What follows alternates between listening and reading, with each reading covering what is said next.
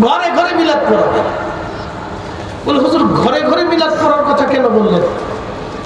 ইমাম সুয়ুতী রাহিমাহুল্লাহ ওয়াসাইল ফি শারহ শামাইলের মধ্যে লিখছে, যেই ঘরে, যেই বাড়ি, যে মহল্লায় নবীর মিলাদ শরীফের ইন্তজাম হয়, ও ঘর, ও বাড়ি, ও মহল্লাতে 1 বছর পর্যন্ত নবীর দুরূদ ইজ্জতের কারণে আল্লাহ অবারিত সাকিনা রহমত নাজিল করতে থাকে। সুবহানাল্লাহ। আচ্ছা, মিলাদ হলে দোয়া চলে না? মিলাদ বন্ধ হলে দোয়া বন্ধ হয়ে যায়।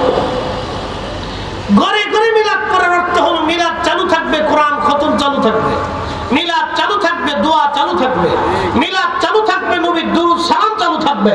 কথা বলেন ঠিক কিনা? এখানে একটাই, আল্লাহর নবীর দুরূদ, আল্লাহর জিকির এবং দোয়া, আল্লাহ কোরআন তেলাওয়াত, পবিত্র কালাম, পবিত্র শব্দ, পবিত্র মালা, এছাড়া বিকল্প আর কিচ্ছু নেই।